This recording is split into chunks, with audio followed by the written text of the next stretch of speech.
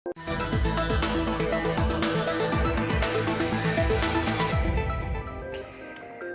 gehiago Izaskun Landaida Emakunde, Emakumearen Euskal Institutuaren zuzendaria, solaskideak ere prest ditugu mailan, euren galderak egiteko. Pilar, zu hasiko zara, ezta? Ederki, Gabon.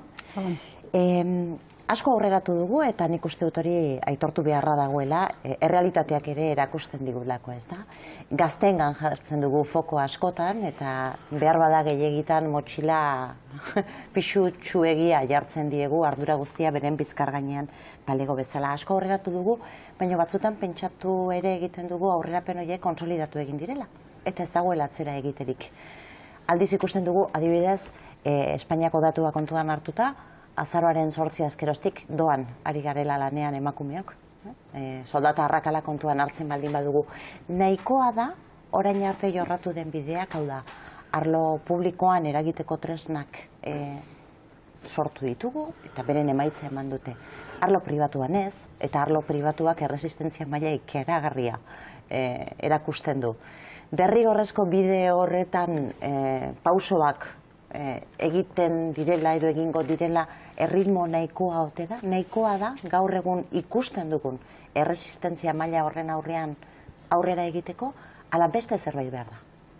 Bai, datuak adierazten dute beste zerbait behar dela, ez? Nik beti esaten dut dugun arazorik larrienetako bat dela berdintasuna lortu dugularen ideia faltsua, ez da?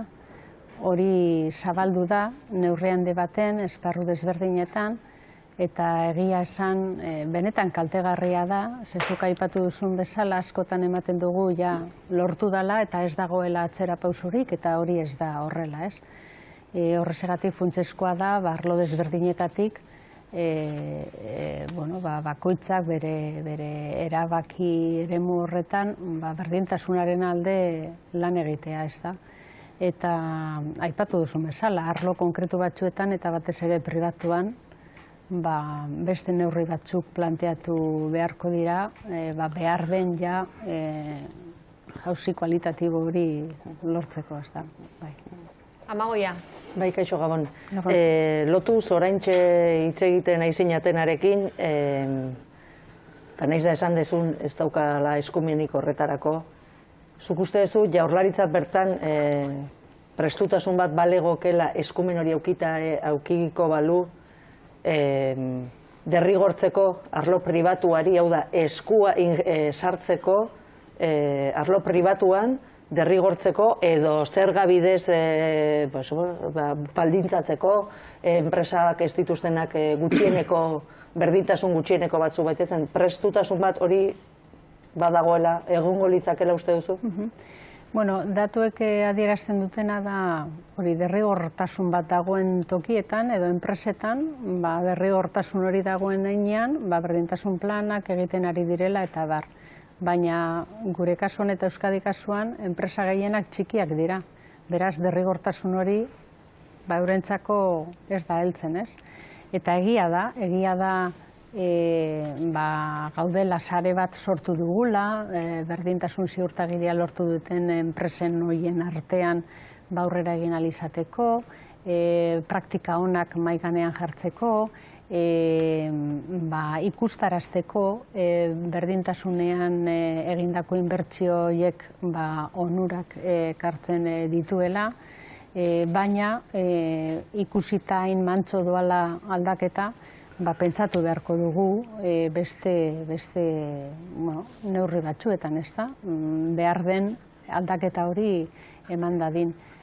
Baina benetan beharrezkoa dana hori ikustea baita ere, arlo honetan oraindik badagoela zer egiterik eta berdintasunean lan egitea arlo pribatuan ere onurak ekarriko dituela, ez da? Iñaki. Bai, Gabon.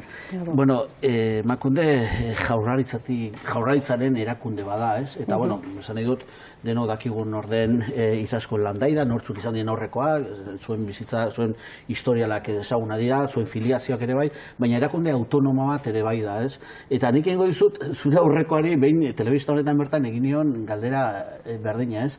Erakunde autonomoa den horretan, zuk benetan autonomia hori eta askatasun hori sentitzen duzu, naiz eta, bueno, filiazio politikoak alde batea utzita, eta ez duzu erreparorik adibidez Jaurlaritzari bronka bat edo herrieta egin behar diozunean egiteko, esan nahi dut, emakundetik autonomia hori benetan sentitzen da, naiz eta Jaurlaritzatik sortutako erakunde bat izan. Esan nahi dut, autonomia hori beharrezkoa dela dena dakigu, baina sentitzen duzuzuk hori eta ez duzu presiorik eta inoiz nabaritzen, zure askatasun hori libreki adierazteko. Adibidez, bastakit, adibide bat jartzearren, ez? Zaintza partekatuaren inguruan, guk gure zein zen gure jarrera adierazi genuen argi eta garbi, eta, bueno, beste batzuk beste ikuspuntu ezberdin batzuk zituzten. Orduan inok ez zigun eserrez esan, guk egin gendun izugarrizko lan bat, adituei kontsulta ostean, txosten bat egin zen, eta horre argi da garbi adierazi gendun zein zen gure jarrera, ez? Alde batetik autonomodun organismo bat gara, eta lehendakaritzan egoteak izugarrizko garrantzia eta indarra esango nuke ematen dozku, eta zentzu horretan beste autonomia erkidegoetara goazenean edo Europara edo beste oso ondo baloratzen da horre egoteak, eta ziurrenik horre egoteak erabaki estrategikoa izan zen bere garaian eta mantentzea izaten ari da, zeren eta eragina ditugu beste departamentuetan, eta hainbat tresna eta batzorde eratuta daude gero departamentu desberdinekin lan egin ahal izateko, eta behar den neurrian gure planteamentuak egiteko eta proposamenak egiteko departamentu desberdinei. Izaskun Landaida, mila esker, hau gehiago izateagatik, gure galderei erantzuteagatik, eta hurren arte, ondo izan. Eskerrik asko.